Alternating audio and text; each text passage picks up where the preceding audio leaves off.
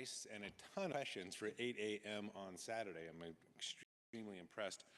Well, as we're kind of wrapping stuff up now, it's absolutely my pleasure to announce the Hibbs Award winners this morning. As a note, it should be gone through that this year we probably, as we selected the Hibbs Awards for each category, we probably did a series of 10 votes for each then of the categories to kind of suss through what we thought was the best paper from each abstract category.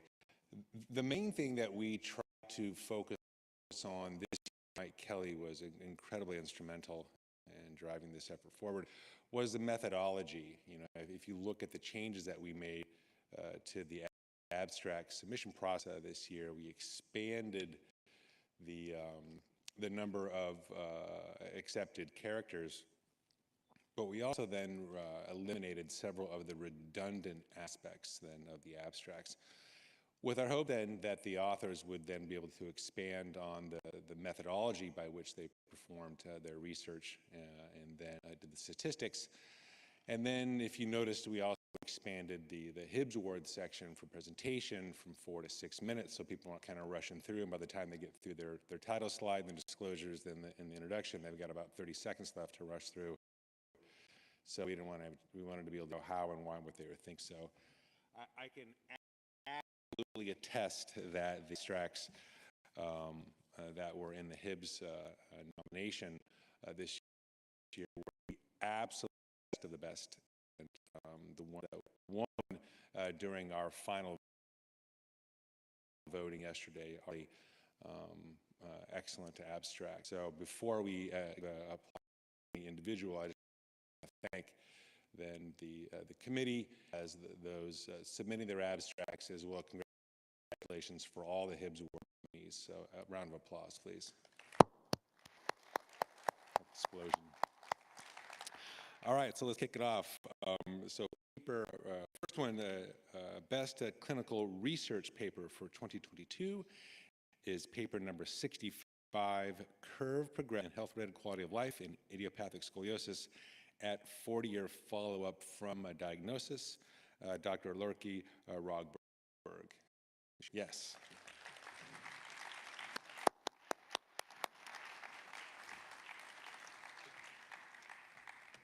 Congratulations. Thank you very much. You want it up or down? Down. Well, just right here. There we go.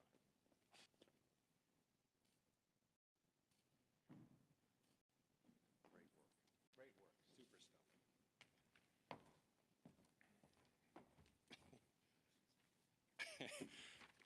I have to admit, last night I was talking to Benny Dahl and I said, congratulations on your paper. And he said, what are you talking about? I'm like, I wasn't talking about anything. Sorry, Benny, stupid.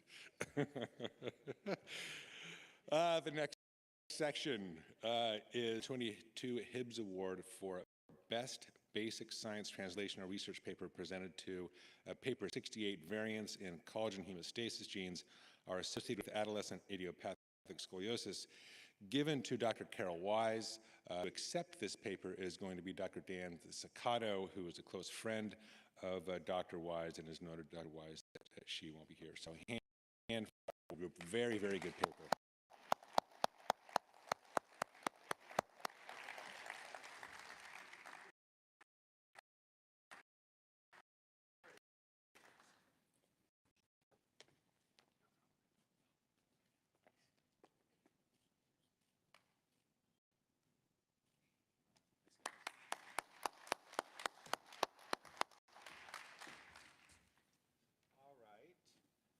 Next paper is going to be the John Moe Award for Best Basic Science Translational Research Poster.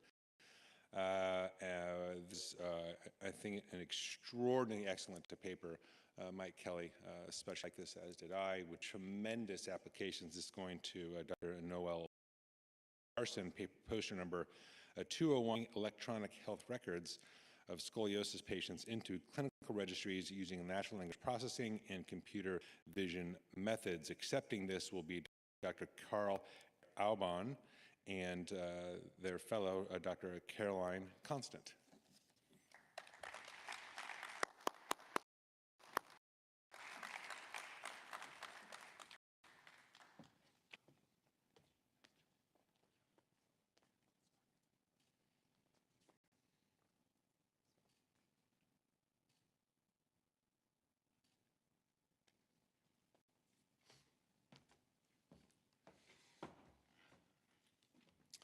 And then finally is the 2022 Lewis Goldstein Award for Best Clinical Research Poster. This is presented to poster number 219, a preoperative carbohydrate drink for early recovery in pediatric spine fusion, a randomized control trial. Dr. Jennifer Bauer.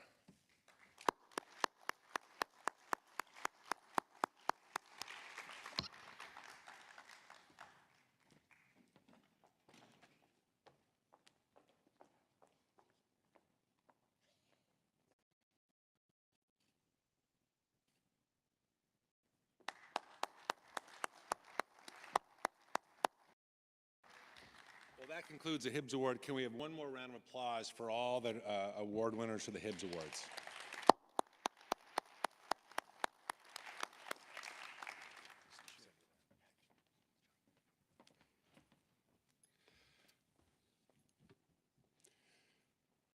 Well, one of the most bittersweet aspects of having the great honor of leading this wonderful society is the transfer of the presidency.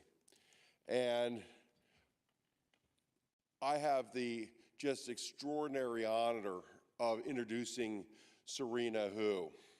And Serena is just one of the most accomplished individuals, and you're going to see through here, that has done just so much for our specialty. She had her undergraduate training at Cornell. She had her medical education at McGill University, her internship at Beth Israel Medical Center, her residency at Hospital of Special Surgery in orthopedic surgery, and then a fellowship at Rancho Los Amigos Medical Center. So you can see she's had both a diverse international and education and training. She's the vice chair of the Department of Surgery at Stanford University, where she has enacted numerous changes. And if you talk to anybody at Stanford, they are absolutely glowing about things that she has put in place in this role. She's the chief of the division of the spinal surgery unit at Stanford, and she's had numerous roles within the Scoliosis Research Society, including being the treasurer, the president-elect until this moment, and she is also the honor of having recently been the president of the American Orthopedic Association, where again she is the first female to have held that role, and again just an amazing honor within the specialty. This is the announcement for that, which was widely released. She is an extraordinary academician. Currently has 235 publications, and some of these publications are truly monumental in their impact.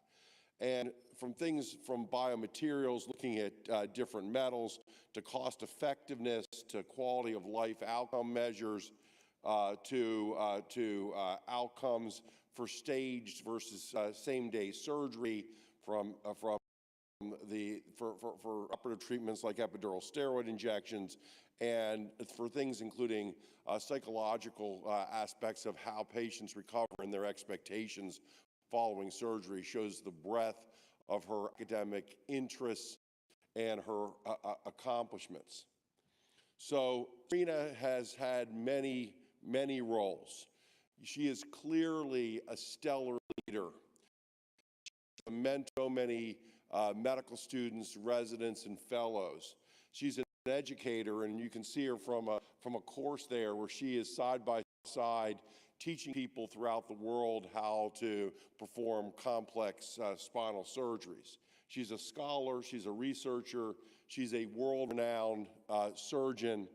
From my perspective, she is a good skier, and she is a great friend. For those who are friends with Serena, there is no better friend in the world. And now, as of this moment, she is the SRS president. Thank you, Serena.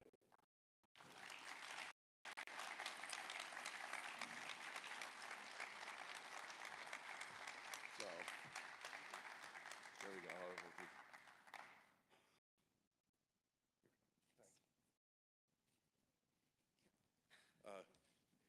So I actually don't have a speech. I did want to say a couple of things. First is I accept this basically in honor honor of Lori Carroll, who we all respect. You mentioned her yesterday, that she was the first person elected, first woman elected to be president of the SRS, and we all wish you were here now.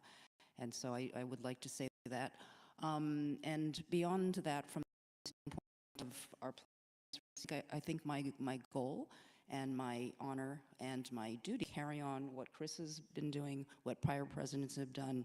Chris mentioned the app for collecting our M&M data, and this is something that's been a long-standing tradition and requirement of SRS membership, is to report and learn from our complications and our patients, as well as to expand our communications role, which Ron Elroy will be leading, and diversity by building leadership development and reaching out and including a more global, wide subspecialty inclusion, and again, continuing to grow our society in all the best ways we have. So thank you very much for this honor, and thank you, Chris, for the importance of what you've done for our society. Thank you. So this, I fortunately get to go to say goodbye, leaving this organization in better hands than what it was 10 minutes ago. And with that, we will take our break. Again, thank you for the opportunity to serve.